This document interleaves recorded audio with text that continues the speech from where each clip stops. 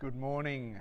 Welcome to a bright, but shall we say brisk, Sunday morning at the Avenue Uniting Church in Blackburn, Victoria, on the lands of the Wurundjeri people. My name's Rod Peppiatt. Today, my reflection is based on a reading from Matthew's Gospel, which is commonly known as the parable of the wheat and the tares, or the wheat and the weeds. And it follows a story in Matthew's Gospel that Jesus told about a sower, a farmer who sowed seeds willy-nilly, it seemed, on different sorts of land. This one comes from Matthew 13, verse 24. Jesus put before them another parable. The kingdom of heaven may be compared to someone who sowed good seed in his field. But while everybody was asleep, an enemy came and sowed weeds among the wheat, and went away. So when the plants came up and bore grain, then the weeds appeared as well. And the slaves of the householder came and said to him, "Master, did you not sow good seed in your field? Where then did the weeds come from?" He answered, "An enemy has done this." The slave said to him, "Then do you want us to go and gather them?" But he replied, "No, for in gathering the weeds you would uproot the wheat along with them. Let both of them grow together until the harvest. And at harvest time I will tell the reapers, 'Collect the weeds first and bind them in bundles to be burned, but gather the wheat into my barn.'" And our contemporary reading of Grace, which has also influenced my thinking this morning, unfortunately it comes from a worship resource called Spilled the Beans, but the unfortunate part is that the writer is not named there, which is a pity, because I'd like to honour him or her. And maybe sharing that with you does so. The human condition is the field of your life. It's a field which needs to be tended and cared for. It's your space to grow and nurture. Look at the beauty. Look at the good stuff. Look at what is pleasing, the times you try, the times you do, the times of better. Look at the wild edges, the uncared for space. Look at the space that is messy, the times you hurt, the times you fail, the times you can't. The human condition is the field of your life. It's a field of good and bad, pride and shame, the awful and the beautiful. It is space to tend to you and deal with you. The human condition is the field of your life. Our field is a mix of wheat and weeds, our brilliance and our failings, a place of thickening the plot and leaving the edges wild.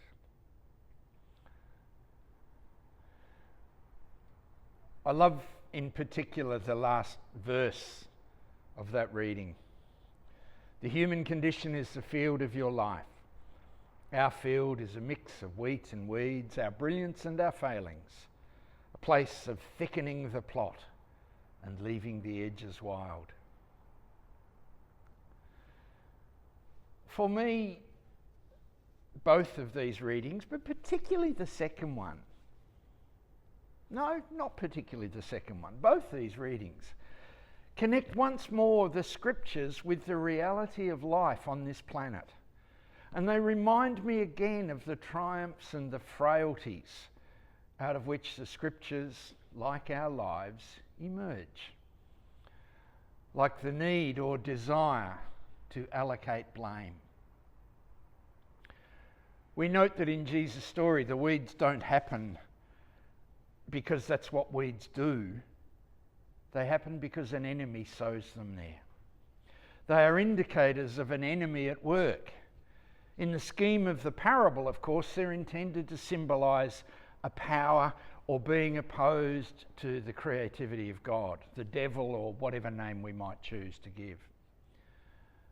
But the enemy is also symbolic of a very human reaction, it seems to me, when things end up less than perfect. We want to find out who's at fault, because sometimes that makes us feel better. Certainly if we find out it wasn't us. Defining the goodies with reference to the baddies is a very popular game to play. It's all too simplistic to assume we're the goodies, aka the wheat, and the others are the baddies, the weeds. But yet we do it. Well, I do anyway. Sometimes it feels that there's enough weeds out there for us to have a weed of the day. But the truth really is that even when we do that, it doesn't really advance the cause, does it? It's a bit like hitting the dislike button on Facebook and imagining that makes a real difference. I can get all self-righteous and snarky about what someone else has done. But when I do, I need to remember an important truth, that the wheat and the weeds are in all of us. And the other reality in Jesus' parable, particularly, is that it's not about the wheat or the weeds. Like the earlier parable of the sower, this story is about the sower too, the farmer, about the realm of God, aka the kingdom of heaven, and the farmer's response to the wheat and the weeds. Leave them there, says the farmer in Jesus' story. Otherwise you might pull up good plants thinking they're weeds. We'll sort things out when we can clearly see which is which. So at one level, Jesus' parable calls us away from making judgments about others, from judging whether they're wheat and weeds, and especially hasty judgments that might have us pulling up good plants, thinking they're weeds. Or the ones by our driveway I decided I should ask Catherine about before spraying. And I'm glad I did, because they turned out to be bulbs. But just leaving them there together isn't easy. As followers of the way of Jesus, we're called to stand against all that chokes the life out of people. We're called to see the weeds, the injustice, the unfaithfulness, the violence, all that sustains the brokenness in the world, and we're called to take a stance against it whenever we can. The weeds aren't part of the harvest, not in others, not in me. But in itself, the parable is about how we sustain trust in the farmer. It's about how we practice and maintain the way of Jesus with integrity in the world as it is. And for me today, part of that practice is about not buying into the narratives of polarisation we see all around us. The goodies versus the baddies stuff that decides who's worthy of compassion and who isn't.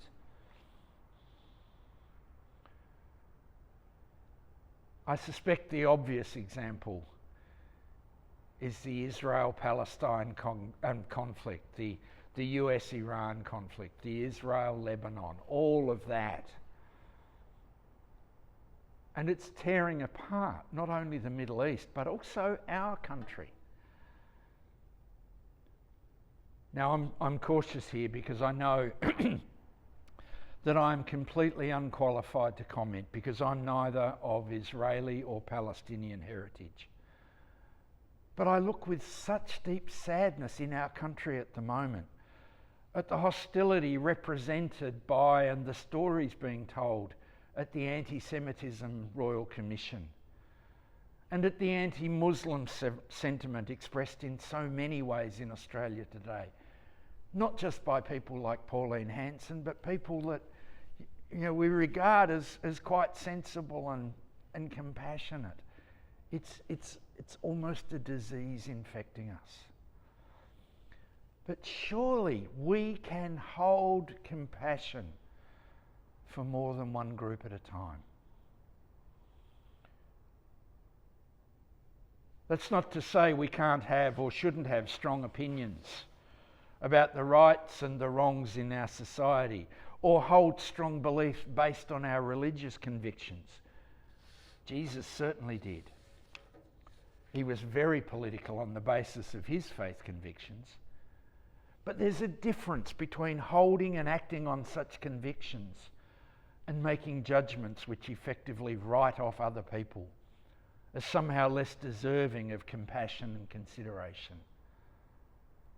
That way lies the diminishment of somebody's humanity. Because despite Jesus' suggestion that the weeds in his story were planted by an enemy, we know a different truth. Weeds just happen. And maybe, again, I'm cautious, maybe just sometimes it's important that we learn to live with the way the world is, with the weeds and wheat together. I know that's not a statement that the gardeners out there would make, and it's certainly many of the farmers which I've known would want to hit me right now. But maybe that's the point at which the parable's gardening truth invites people into a relationship and faith truth, a faith imagination, a sacred what if almost. How do we sustain trust in the farmer in the midst of the weeds, in and around and beyond us? I think it's about how we maintain and practice the way of Jesus with integrity in the world as it is, and it's complex. I dare to hope that my thoughts, my attempt to hold all these things somehow together in my head and my heart are of some value and help to you today. Your thoughts and responses to this gospel and this reading may go in quite different directions from mine, and that's quite okay. But I think it's helpful to remind ourselves often that we are in this together. And for that, I can only give thanks to the storyteller Jesus, who insisted on planting seeds of hope all over the place in the name of the Holy Gardener. Thanks be to God. Amen. Blessings.